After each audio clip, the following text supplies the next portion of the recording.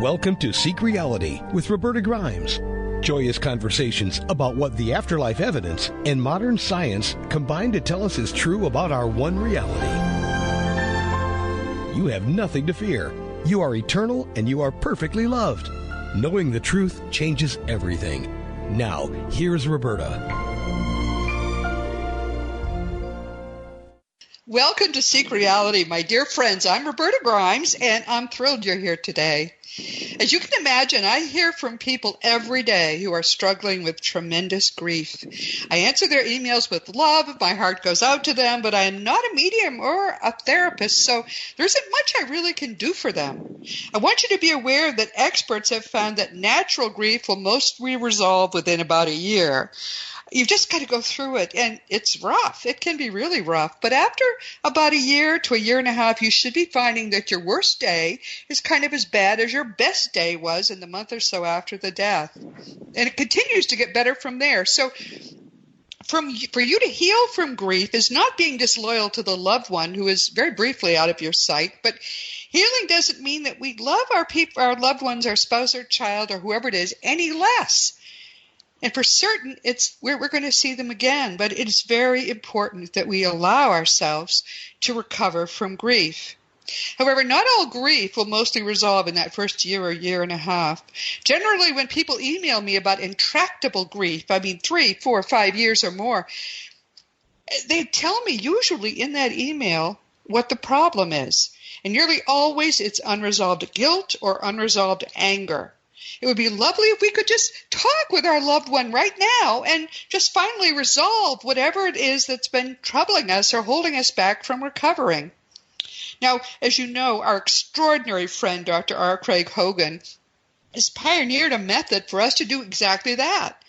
It's called Self-Guided Afterlife Connections. It has an amazingly high rate of success, given the extent to which it requires considerable work on your part. You can go to afterlifeconnections.org/Craig.htm. I'll put it in the records of the show as well. You can go there to learn more. But for many people, Craig's method for reconnecting with our loved ones in spirit just takes too much effort. And for them, there is another wonderful solution. Our guest today, who is here for the fourth time, is Rochelle Wright. Rochelle is a licensed mental health therapist and Emdr therapist, and she's been a grief and trauma therapist for 30 years. Working with Craig, she's developed what she calls the Repair and Reattachment Grief Therapy Method. And in 2015, she and Craig wrote a terrific book called Repair and Reattachment Grief Therapy. Rochelle, welcome. I'm so happy you're here. Well, thank you very much, Roberta, and I'm really glad to be here today. We always have fun, she and I. We know each other personally, which I always really enjoy talking to people who are also my friends. Now, because some people may not have heard your earlier programs with Seek Reality, could you tell us just a little about your background and what got you interested in helping people who are deep in grief? Okay, so just a little bit about me and my background or how this came to be. Well, I can do that as briefly as I can. I've been a licensed mental health therapist for 30 years. I'm also a chemical dependency professional. I've had that long. And I'm a certified national certified counselor, plus I've been doing EMDR I've been certified in it, not just taken, 1 or 2 levels of it. I've been certified for 15 years. So that's my background, and I've worked with trauma. And how this came to be, it came kind of came through the back door in my therapy because I started having dreams years ago. I don't know how long ago, because in 2010 I started doing this, so it was prior to that. But I started having dreams of deceased people that I knew. They were all positive. They would come in and make a cameo appearance, and then they'd leave. It was like every night. It went on and on and on. Wow. So you knew you had to help those people. Did they say anything to you? No. I mean, they were like, they didn't. They'd just be in the dream. Like one would be, I remember my mother-in-law, she passed, and her husband, and they were sitting in a pew at a Lutheran church laughing and giggling, having so much fun. They appeared in the dream. I had an aunt that I haven't remembered for like a million years, and she just made this cameo appearance. So it was different people kept coming. So what I did was I went into my office and I told my secretary, I said, this has got to stop because it's ruining my day job. It's ruining my day job. And so then all of a sudden, bingo, it stopped, just stopped. And later, I told Craig Hogan about it, and he said, well, isn't it interesting, Rochelle, how they listen? But what they did was come through the back door in my therapy, and there it was. I mean, they came in a more, palatable way that I could actually use. So it was that's how it started. So you knew Craig before? No, not really.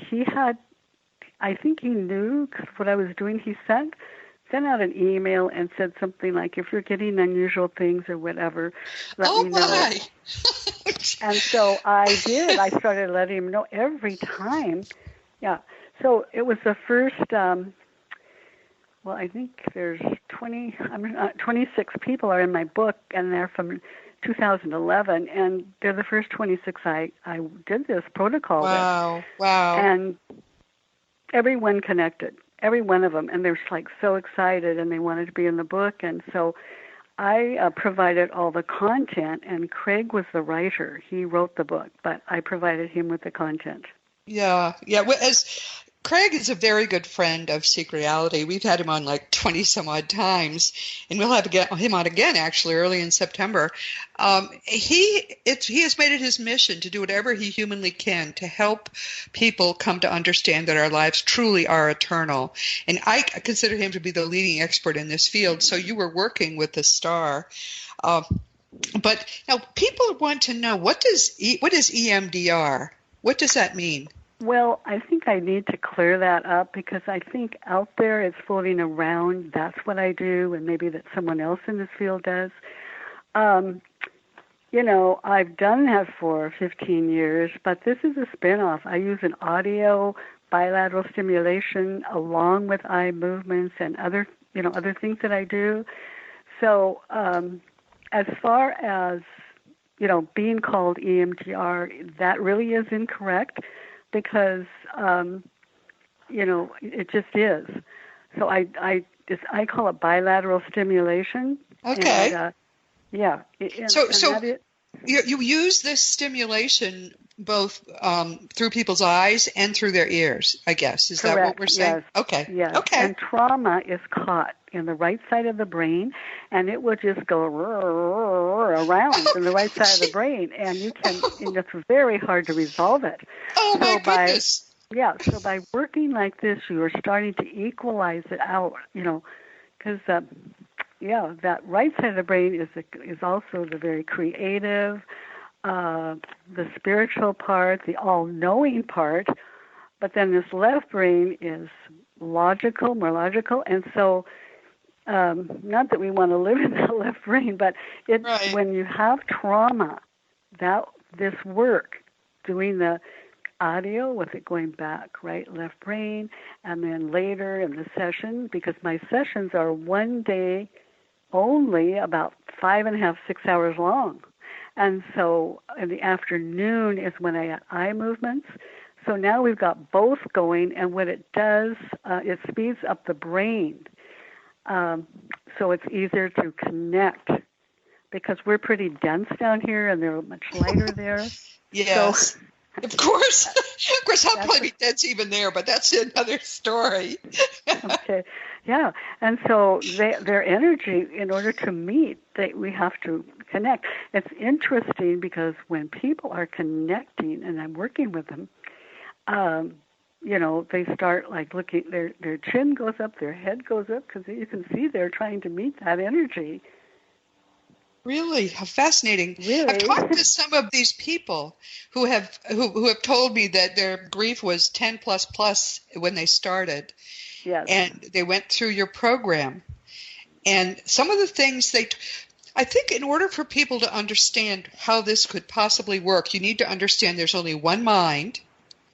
And in fact, reality is nothing like what we think it is. There is no matter. And all of reality is in everything you think is happening anywhere in the universe is actually happening in your mind. When you get that, you at least understand how this is possible. But I mean, one woman told me that she met her, I think it was her daughter, on a path walking down toward the sea, and she said it was as real as if it was the real ocean, and I could smell it, and the grass was blowing. There was the sand, and we walked in the sand, and she hugged me, and she told me she was all right. Yeah. And that blew my mind. How was that possible? She's sitting there just hypnotized, I guess, in some way. And she told me that after that, what had been unbearable grief was down to maybe a 2. She knew her daughter was fine. She would see her again. Mm-hmm. Right, and so I also want to insert this here. This is the exact opposite of being hypnotized. Hypnotized, you really? slow the brain. Yes, you slow the brain down. You slow the brain down. This speeds the brain up. Oh my word! Speeds the brain up to meet them. Yeah. Oh, so it raises the vibration in a sense. That's correct. Oh my word! No wonder you can meet someone that way. Isn't that astonishing? It's pretty exciting, and I never know what's going to happen. That's the exciting part. I'm not a medium, which I'm not telling them anything I'm seeing. What I'm doing is I am hearing what they're getting from the other side, and then I'm writing it down so that at the end of the session I can give them a copy of what came through. But I'm as surprised as they are. I never know what's going to happen, but I do know a couple of things. One is it's going to be positive, and the other is it's going to greatly reduce their grief, or if anger comes up or guilt, then I do have to address that and clear the brain from that before we can go on to the connection. Okay, so you say you write it down and you're aware of it. How are you aware of it? Do they tell you what's happening and you just write down what they say? Yes, okay. They're going in and out with the eye movements, and I'm stopping now. What are you getting now? And then they'll tell me what they're getting, and I'll repeat it, and they'll go back in, or I'll do an eye movement. They'll go back in, and then I write it down. So sometimes what I'm targeting is the most traumatic memory they have. That's what we start with, and that's what I have to find out. And that can take a long time. So when I target the most traumatic memory, sometimes on the first set of eye movements, that's the second part of the day, the person will come up, just bingo. Like their deceased mother will come up, and they'll see him, with a pearl necklace on. Now that doesn't happen all the time, and also I tell people, don't have expectations, because that's really all they are. The other side is in charge. We are not. And right. We're used to being in control and saying, I want to get this, I want to get that. Well, you're going to get exactly what you need. That's the way it is. It's so. Yeah. That's what's interesting. And I mean, to me, it is really like seeing a motion picture every time I do these 5.5 or 6 hour sessions, because I can kind of see what's happening. And I mean, all of them would be would win an Academy Award. They're so heartfelt. First there's heartbreak and sadness, but then it all comes out good. This is really amazing. I still am boggled by what you do, but the proof is in the pudding. I mean, the people I've talked with who's been through it are overjoyed that the fact that they've been able to come together and heal. It's amazing. Yes. I mean, it really is amazing to me that this works. I'm always amazed. I'm as amazed as anybody else. I have to tell you the truth. Honestly, I am. I'm thinking, I said to Craig one time, I remember I walked the back door and I go, oh my gosh, what does this mean? I mean, why is it me? And because what responsibility does this mean? That's what I really thought. Right, and then I talked to Craig, and he goes, well, why not you, Rochelle? I'm like... That's true. That's true. I mean, it is I feel that way too often. That, why have you been chosen to receive this amazing gift? And but the point is, as you said, why not you? Generally, people who are not in bodies, who are doing all of this work all over the world now to raise the consciousness vibration of the planet, will say that the people they work with basically are a coalition of the willing. You've made yourself available, and as a result, you were given this task. But you're training therapists too, right? Yes, I'm training therapists, and on my website, there's probably maybe almost 100 that I've trained. They're all over the United States, and some in Mexico, and I think Colombia is one, and then quite a few in Canada, a couple in the UK, and one just came over from Australia, and I trained her. Now, I train, this year I'm going to be training now again in October. I believe it's October 18th and 19th. No, it's 19th and 20th. That's 2019. When is it, Christine? When is it? I want to make sure it's a Friday and Saturday anyway. So if it's 18th and 19th Friday and Saturday, of that's 2019. Yes. Yeah, and I train at the Inn at Gig Harbor, which is here in Gig Harbor, Washington, and people can stay at the inn, and they can fly into SeaTac, take an airporter right to the front door of the inn, and it's so easy. But it is for licensed psychologists, social workers, marriage and family therapists, mental health therapists, and I've trained some psychiatrists. So these trained people, then, do you give them some kind of a certification or a? Yeah, well, they get a certificate, and they get 12 continuing education credits. Oh, that's great! I didn't even realize you. This is really down to a system, which is good because it'll make more people want to do it. That's great. Yes. Yeah, I also am thinking too that, if there are people that are listening, if they know therapists, they can let them know that there will be a training in October because, a lot of times, a lot of therapists, most of them don't know that I'm doing this. We're trying to get the word out, but it's a lot of them don't know. Yeah. No, I think more people need to know about this, both because there are many people who need the help, but also because the more people who get trained in it, the higher its visibility. I mean, it's really amazing. And because it works so well, I think it helps to establish for everybody the fact that our lives and our minds really are eternal. There is no death. And that's something that all of us are trying to establish as rapidly as we possibly can. The fate of the world is at stake at this point. Okay, so let's talk about the people you've trained just briefly.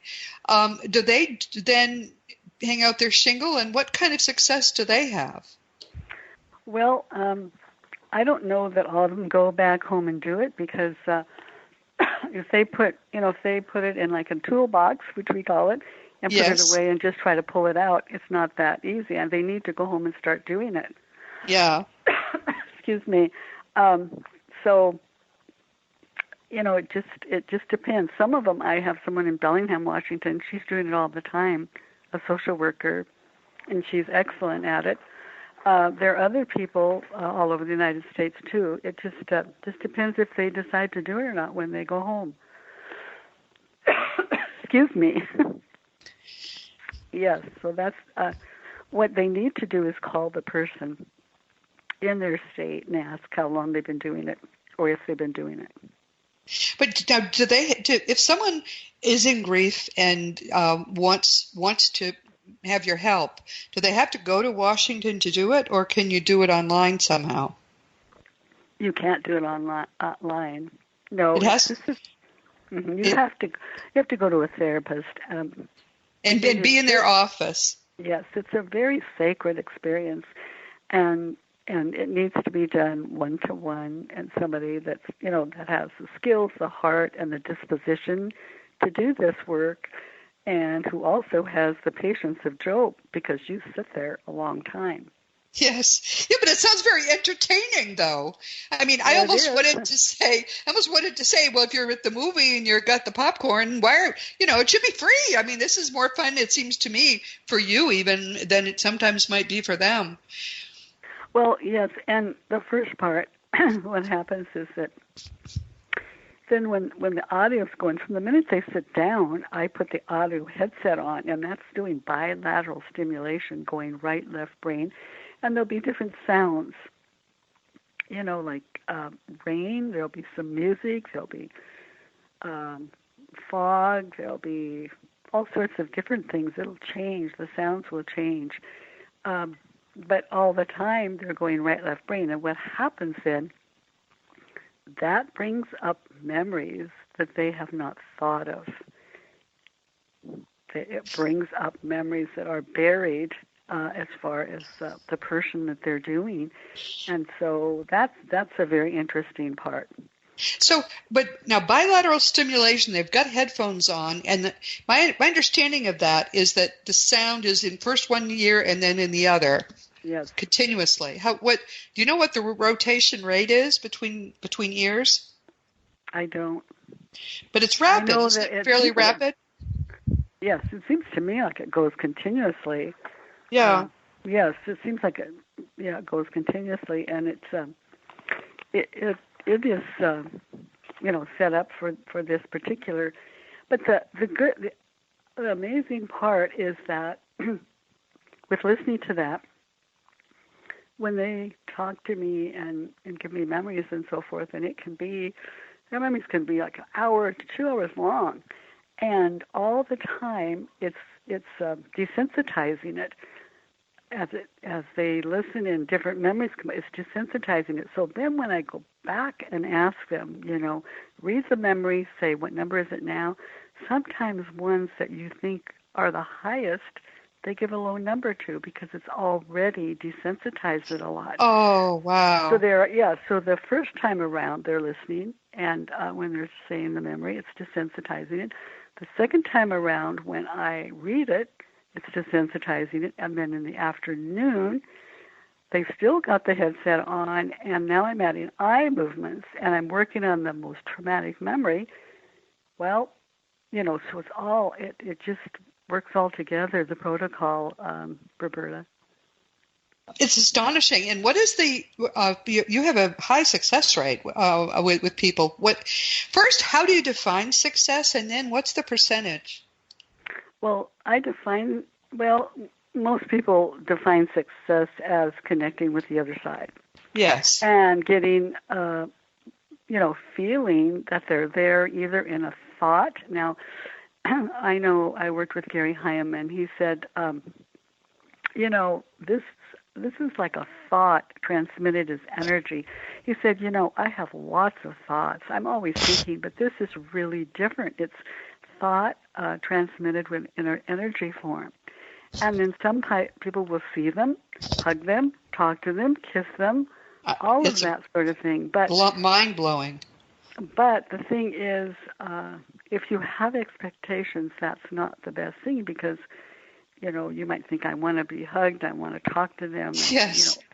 Yes. So, and trying, this sort of thing happens out of the blue. It doesn't happen because we try and make it happen. So, so the success rate, I would say, when I do it, is 98%. Isn't that amazing? Think about that, 98%. Yeah, it could be more. Well, all of the ones that I've done, I just did a couple.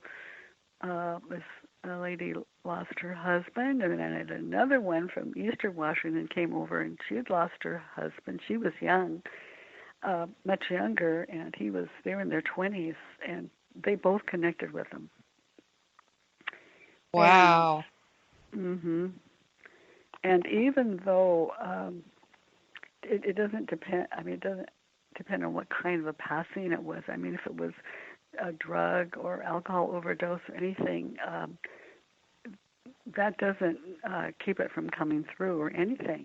The other thing that's been discovered, because this is new, it's kind of cutting edge, and It just started in 2011. Oh, it certainly is. Yes.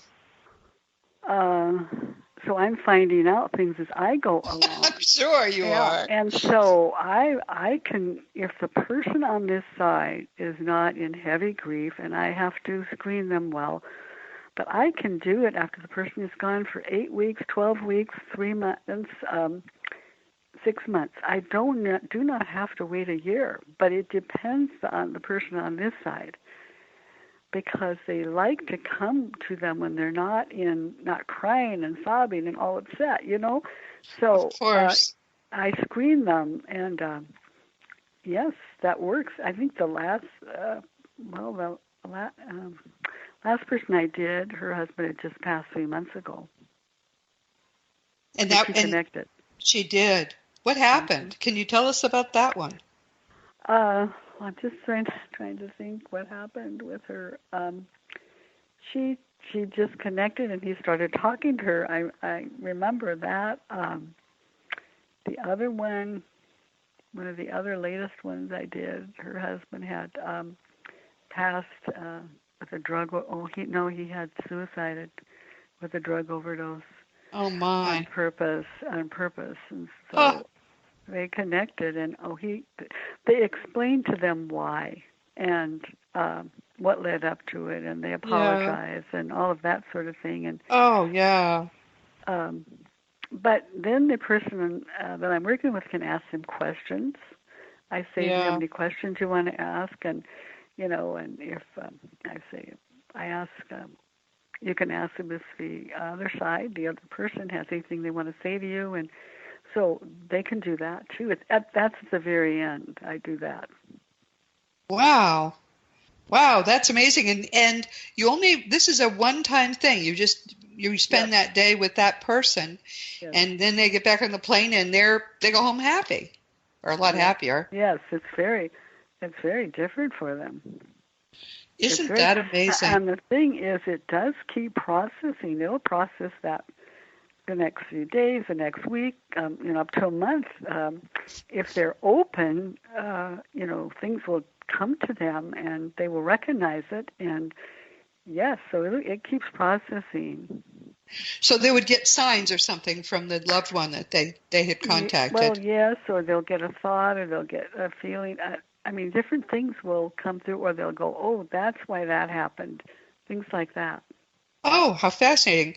It is very important whenever people want to connect with what we think of as the afterlife. It's always important, as you said, to remember we are not in charge. They're in charge. And so not.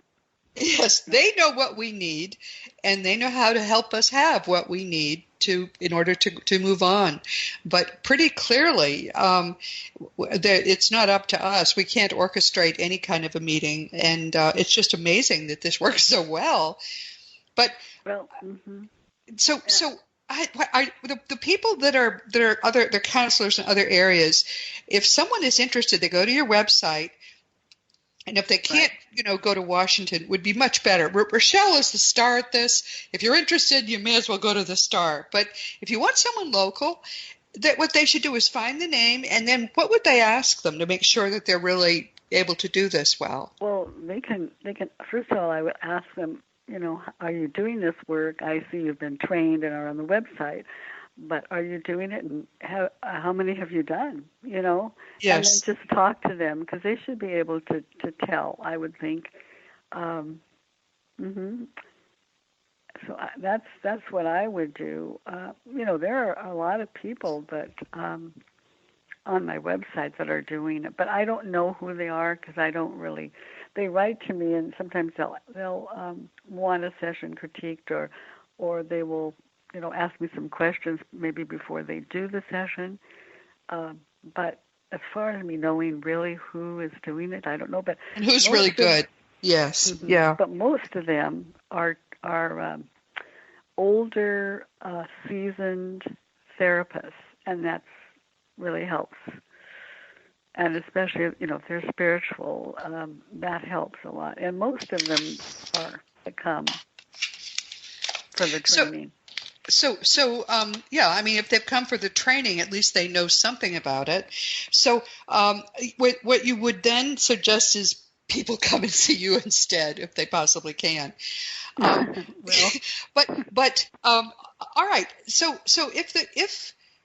how will they even know who these people are other than finding them on your website? The term for what you do is repair and reattachment grief therapy. right. Right? So Right. you would look for someone who says that's what they're doing. What does that mean anyway? Repair what? Reattachment what? What does that mean? Why did you call it that? That's how I should put it. That's interesting. First, I'll answer like the first question. If they look up the person, it will show on my website under trained therapists. It'll show their credentials. It'll show if they've been trained in trauma therapy and EMDR, whatever, and it'll give their email. It'll give their phone number. So it'll have that on it. They'll see their training. They'll see their credentials on the website because they have them listed. And then why did I name it Repair and Reattachment? Well, that's another interesting question. First of all, when we started out, the book was written Guided Afterlife Connections. Yes, I remember that. I had, after, I don't know, in 2015, we revised it and changed it because I had a dream. And my mentor, who is a psychologist and a nurse and retired now, living most of the time in Mexico, she came to me in a dream. And she's alive and she came to you in a dream? Yes. She came to me in a dream. And I never had told her that I was doing it because, she's really into EMDR. In fact, she was international president of it at one time. So, what do those words mean? Because people are hearing them. What does EMDR stand for? Eye movement desensitization and reprocessing, which probably doesn't help a lot. No, but people wonder what it is. So, all right, so she came to you in a dream. Yeah, she came to me in a dream, and I saw her coming kind of like over a hill, and I thought, oh, no, I wonder if she knows what I'm doing, because therapists don't do this kind of work. I'm out of the box, right? Oh, that's And so I'm kind of backing up, and I'm going, oh, no, I wonder if she knows. And so she got right in front of me, and I said, do you know what I'm doing? She said, yes, and it's called Repair and Attachment Grief Therapy. And I said, no, Repair and Reattachment Grief Therapy. And then she left. Oh, isn't that funny? That happened in a dream, and that's where isn't that funny? Yes. But, and did she know that she came, or was she dreaming too and she didn't remember it when you talked to her later? She just listened. She didn't know it. She was, just listened and was surprised. I met her at a jazz concert and told her. I was like, my word. I'm kind of reluctant to, I wouldn't call in and say, this is what happened. But then I told Craig, I said, everything has to be changed because it's much more palatable to the general public and to therapists. I can see why I can see why it works. You're repairing the relationship, you're repairing the wounds that grief causes. And reattachment, you're developing a healthy new attachment between the person and someone who has gone gone on ahead. That's beautiful, actually. I think that's great. That's what it is. And it's it's interesting. It's very interesting. What's funny is here you are, this serious therapist who, and you're doing this stuff which many people in your field would consider to be completely woo-woo and off the reservation, and you're still a little uncomfortable about it. The only problem is it really, really works. It really works, and I've never, no one has ever said anything to me like, I don't like what you do. I mean, they're kind of interested. A lot of people are, and a lot of therapists have experienced something in their office, and they don't know what to do with it. So now there is a way they can do with it. So when they see the training, they're like, oh, I want to go to it. Oh, isn't that? This is really fun. that you're embarrassed about the fact that you've developed something that works so extraordinarily well, because in your field this is a little bit off the base, but this is what's happening. The consciousness vibration of the entire world, of everyone on it, is rising, and as that happens, things that would not have been possible 10 or 15 or 20 years ago are possible now, and this is one of those things. Isn't that exciting? It is exciting. And it makes me think about other things as we're talking, because in the very, very beginning, when it started happening too, I started having dreams, and I was actually talking to Craig Hogan at that time, and I had this dream about this Dr. Nordine came in a dream, and he had like a tweed sport coat on and slacks, and he looked like a professor. But his name, he said, "My name is Dr. Nordine, and I have come to help you." Oh my! And I've come to counsel you, and this is the first time, but there'll be more. And then he said something really funny. This is in my dream. He goes, "And I've already given you the first shot," and I'm like, "Oh my gosh!" Oh my God! I know. That's what he said. And so I told Craig, and he goes, "I'm going to look up on the computer, Dr. Nordine. He's got to be, deceased or something." I don't know what it was, but it was so interesting. But he loves this stuff. That's why he's enjoyed working with you, because he really loves this stuff so much. He eats it up. He does. And that happened at the end of 2010 or 11 when all this started happening. It happened really, really fast. When I think about it now, it was like a flash. Isn't that amazing? I just kept going. You were chosen to do this work, and more and more counselors are going to be doing this work. As people come to understand, you don't have to live with that pain. And the pain is agonizing. Being in my position, I get emails every day from people who are distraught with grief. One of the things that some people are distraught with grief about pets. A lot of people are actually, there's a blog post on my website, and it has hundreds of comments from people who, just wanted to know, they wanted my reassurance, basically, that their pet was fine. But does anyone ever come to you about a pet? Probably not. Their pets come up. Their deceased pets come up in the connection sometimes. Really? Their deceased cat. Well, one lady was running on the beach, and 7 of her deceased dogs were there, and the dog that passed that had 3 legs now had 4 legs. Oh, isn't that a great story? Of course it would. Oh, wow. And another therapist who's a social worker, she's not too far from here, and she helps sometimes with the trainings. She worked with a lady who had this parakeet, this bird she lost, and she was so upset about it. And a social worker, a friend of mine, she did this with her, and she said the bird came up. Oh, my word. But see, no one has come directly for a pet with me. But the dog had 4 legs again.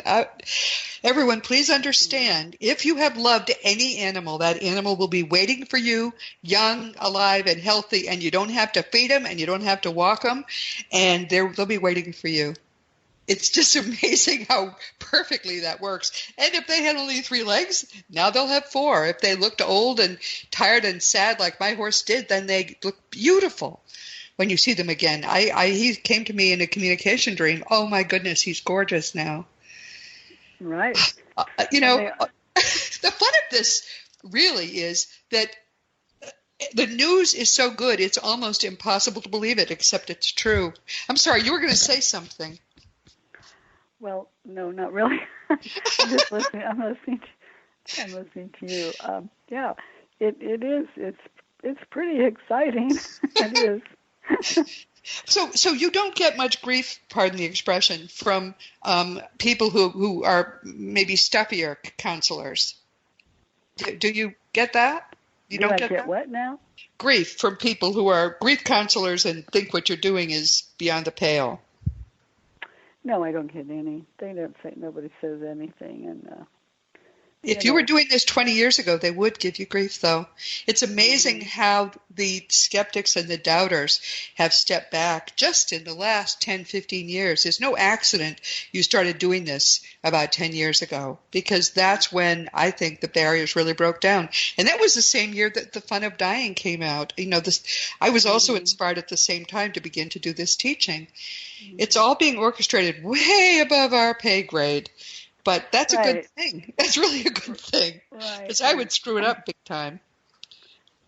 Right. So right. what? And I also tell them. I also would, just a sister-in-law that I haven't seen for 50 years came last week, and she started asking me about it, and I knew it wasn't a good way to go.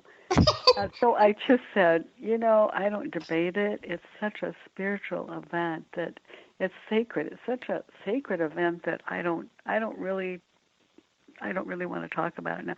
And I will not debate it with anybody, because this is not where it's at. This is what's happening, and you could see for yourself. Yeah. That's the thing. The point is that if people have this need, you can meet the need. And that was something that would not have been true even very, very recently. So this is quite beautiful. I'm so happy about what you're doing. I think we'll have to talk every year just so I can hear what's new in your practice, because I do believe it's going to go on from here. This is just the beginning for you. Right, and it does change. Like I said, different things happen. Like probably last time I talked to you, that we're still waiting longer periods of time to do it. Well, no, I've done it in with eight weeks, and where the person's passed, and it still works after 8 weeks after the death. Yes, and then I did have a person who had lost her son in a motorcycle accident, and she just I said, well, I have to wait. She just lost him, within 10 days or 2 weeks. And I said, I have to wait. This is quite a while ago. And she said, no, will you just see me? I mean, can I just come in for a session? And I said, well, I normally don't do that anymore, but you can come and talk to me. Well, in the session, I did some of this work, and he came up, and he was like in a healing room. And she tried to talk to him, and he said, you need to do your work first. He told her. Isn't that interesting? Mm-hmm. Very often, if people have died in a traumatic way, they will go through a healing process there. And isn't that wonderful? She got to see that was being done for her son. So I'm sure it was enormously helpful. But she was also told that she had her work to do. Yes. Yeah, well, I think that's true of all of us, isn't it? That's the reason that we're here. I love that. Oh, that's really good. Oh, this is beautiful. Yeah, I think this comes, like in the book, I call it a wonderful source. And that's what I think it comes from.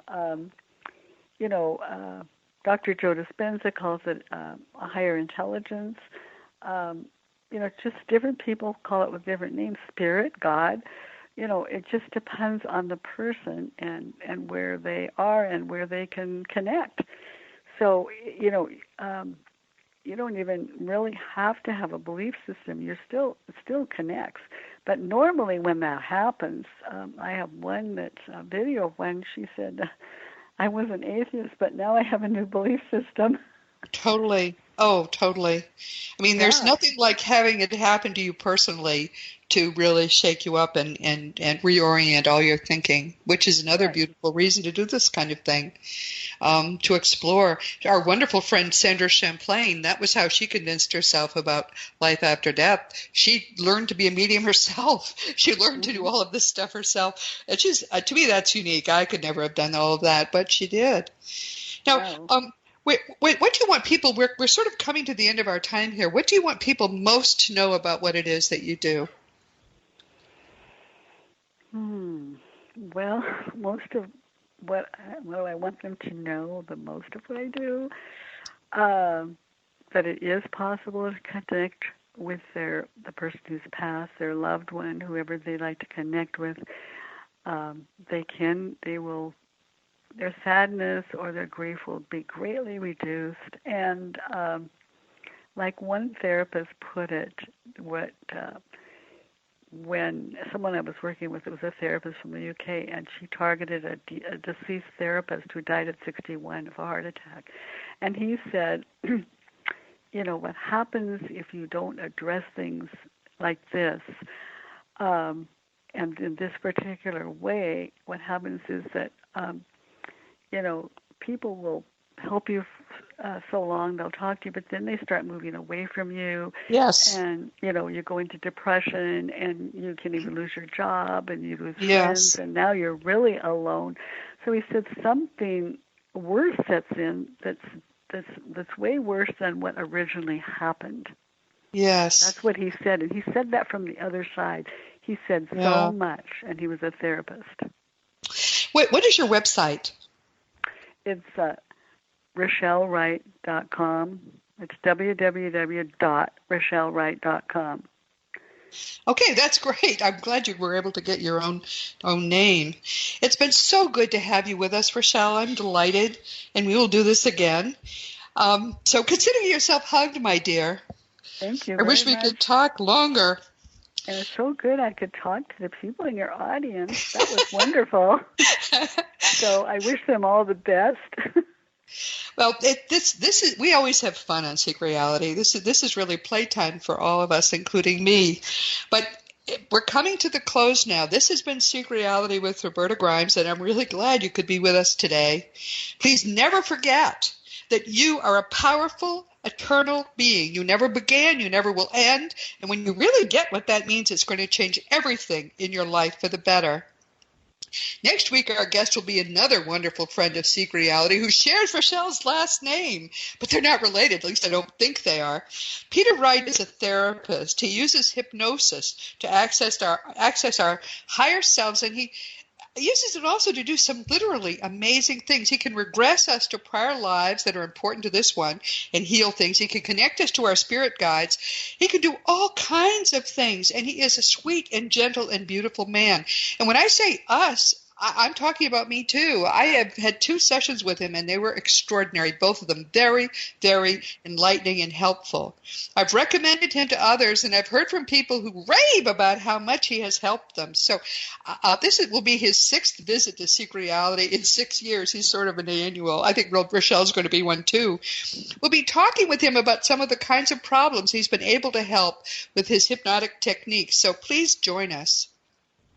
And this week, our guest has been Greek therapist and counselor, Dr. Rochelle Wright. Rochelle specializes in a process called repair and reattachment grief therapy that she's pioneered with help from our wonderful, wonderful Seek Reality friend, Dr. R. Craig Hogan.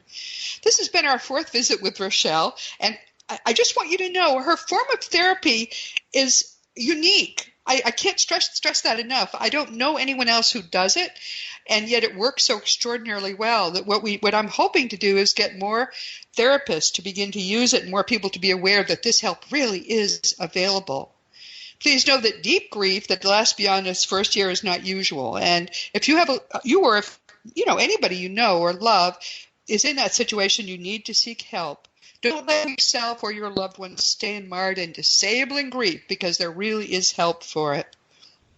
As you know, my nonfiction books are Liberating Jesus, My Thomas, The Fun of Dying, The Fun of Staying in Touch, The Fun of Growing Forever, The Fun of Living Together, and very soon in the fall of 2019, The Fun of Loving Jesus, Embracing the Christianity that Jesus taught. For young children, of course, there's The Fun of Meeting Jesus, and very soon The Fun of Growing with Jesus also, I think, in the fall of 2019. I just have to finish writing it. You can order all these books through bookstores or on Amazon.com, and the adult books are available as audiobooks. If you want to talk about anything at all, you can always reach me through the contact block on RobertaGrimes.com. I answer every email. It can take me a couple of days now, but I do answer emails, so please make sure you give me your right email address. Past episodes of Seek Reality are available on webtalkradio.net, realrevolutionradio.com, iTunes, iHeartRadio, and on a number of other stations, including those in the wonderful Dream Vision 7 radio family. You also can get a Seek Reality app for free in the iTunes store, and you can hear us that way. And, of course, if you ever wonder where we are right now, Seek Reality is everywhere. Actually, it's turning out. But you can always just click on the radio tab at robertagrimes.com. And if you enjoy our weekly conversations, I hope you'll just read on Sundays, I post a new blog post every week, and we have a lot of fun with those. So just come and check us out. As you know, what I'm trying to do is help you make the progress that it's taken me 50 years to make. I'd like you to make it within 2 or 3 years, and you can do that. It's possible. What it's going to take, though, is for you to be able to finally and completely understand that your life is eternal. That is possible. You can know that. You can know that the happiest day of your life is going to be the day that you get to hug everybody again. But it's going to take you a while really to get there, and I want to help you do it. Meanwhile, this has been Seek Reality with Roberta Grimes. Please enjoy and please make the most of this coming week in our one reality, knowing that you in particular are a powerful, eternal being, and you, most of all in the entire universe, are infinitely loved. You've been listening to Seek Reality with Roberta Grimes. Roberta blogs and answers questions at robertagrimes.com. Join us every week as we explore what the afterlife evidence and modern science combine to tell us is true about the one reality we all share. Knowing the truth changes everything.